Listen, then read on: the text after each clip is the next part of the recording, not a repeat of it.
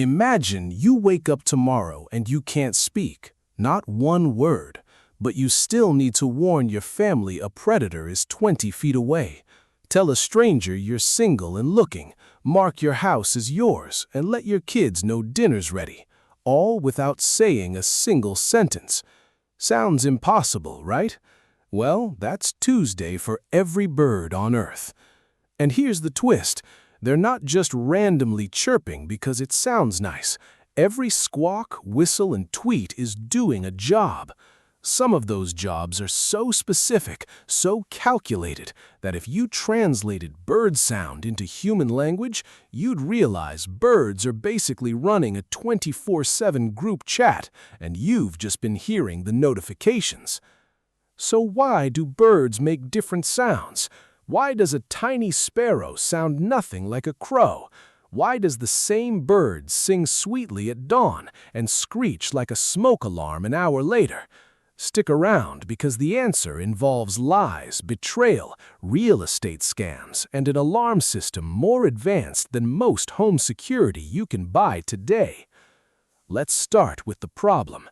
If you were a bird, you'd have no phone, no words, no texting, just your body and your voice, and yet you'd need to communicate constantly, because the second you go quiet and unaware, you're somebody's lunch. Think about that for a second. You're small, you're basically a snack with wings. Hawks want you, cats want you, snakes want you. Other birds might want your nest, your mate, or your spot on the best branch in town. You are, quite literally, surrounded by competition and danger every waking moment. Now, here's the huge challenge. You can't exactly hold a meeting. You can't gather the flock and say, "Hey everyone, I saw a hawk, let's regroup at 3 p.m. You need a system that works instantly, that everyone understands without training, and that can change meaning depending on the situation. Basically, you need language, but you have no words. So evolution did something wild. It didn't give birds words, it gave them something better. Sound that means different things depending on pitch, speed, rhythm, and context. Kind of like how your friend's "we need to talk" hits completely different than "hey, we need to talk about pizza toppings." Same words, different vibe, totally different meaning. Birds do this, but with entire libraries of sound. Here's where it gets interesting.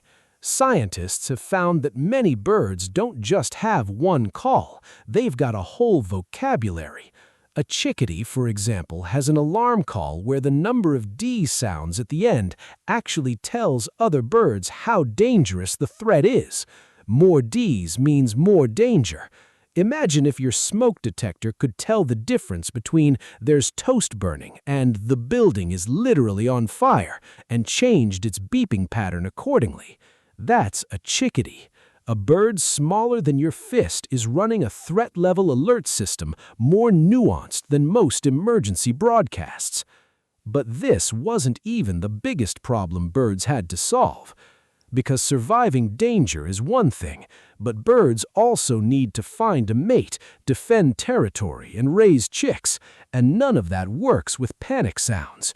You can't scream "danger, danger" and expect someone to fall in love with you. So birds developed a completely different category of sound: song. Songs are usually longer, more complex, and honestly kind of showy. And here's the part that blows people's minds.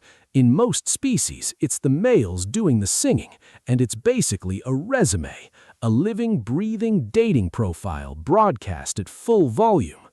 The message translates roughly to, "Look how healthy I am. Look how much energy I have to waste on this ridiculous performance. Look how good my genes probably are." It's a flex, a very, very loud flex. And here's the part nobody talks about. Singing is actually dangerous. Every time a bird sings, it's telling predators exactly where it is. It's like standing in the middle of a dark forest yelling, "I'm right here," on purpose. So why do it? Because the risk is worth the reward. A bird that can afford to be loud and obvious and still survive is basically saying, "I'm so strong, danger doesn't even scare me." It's the animal kingdom's version of showing up late to a group project and still getting the best grade. Infuriating but effective. Now here's a question you're probably already asking. Why do different birds sound so different from each other? Turns out it comes down to three things: body size, environment, and lifestyle. Big birds like crows or owls tend to have low, slow sounds. Small birds like sparrows or warblers tend to have quick, high-pitched sounds. Why? Because sound production works a lot like a musical instrument. A tuba is big and makes low sounds. A flute is small and makes high sounds. Birds are basically walking instruments, and their body size set the range they can play in. Environment matters too. Birds living in thick forests where sound bounces off a million leaves and branches tend to use long, pure whistle-like notes because those travel further and stay clearer through all that visual and acoustic clutter. Birds living in open grasslands where there's nothing to bounce off can afford quicker, more complicated sounds because there's less interference. It's basically the difference between shouting across a foggy room versus shouting across an empty field. You adjust your voice to fit the space, and birds have been doing this for millions of years without a single acoustics class. And lifestyle changes everything too.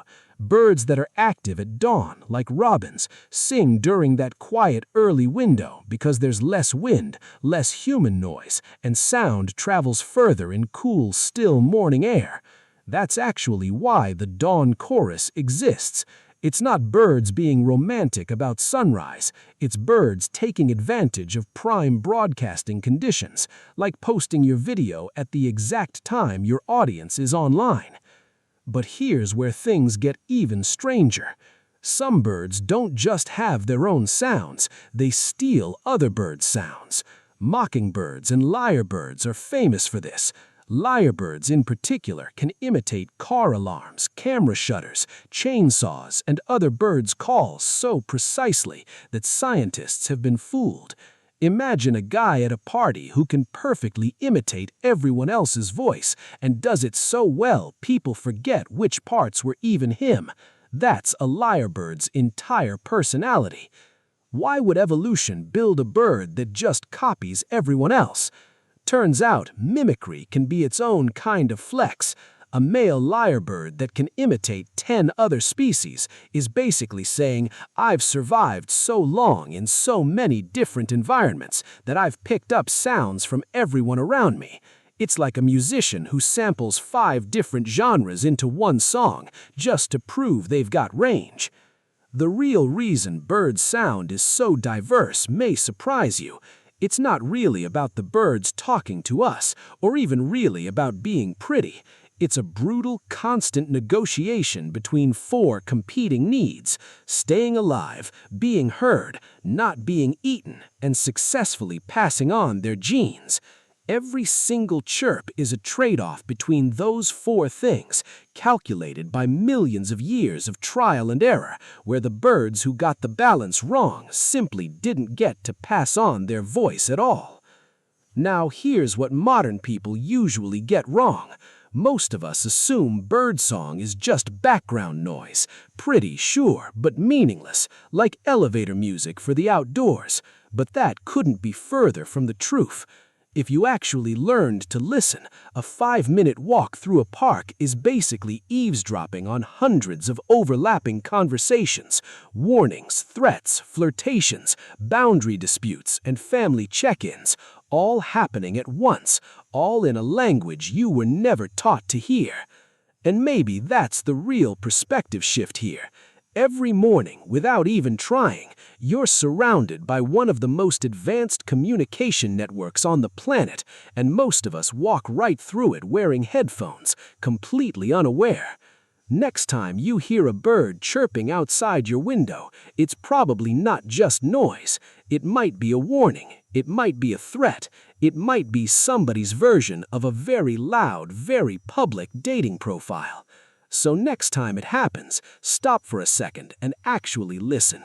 Because somewhere out there, a bird the size of your palm is running a communication system more sophisticated than most emergency alerts, dating apps, and property disputes combined. And it figured all of it out with 0 words, 0 training, and absolutely no idea that you're finally paying attention.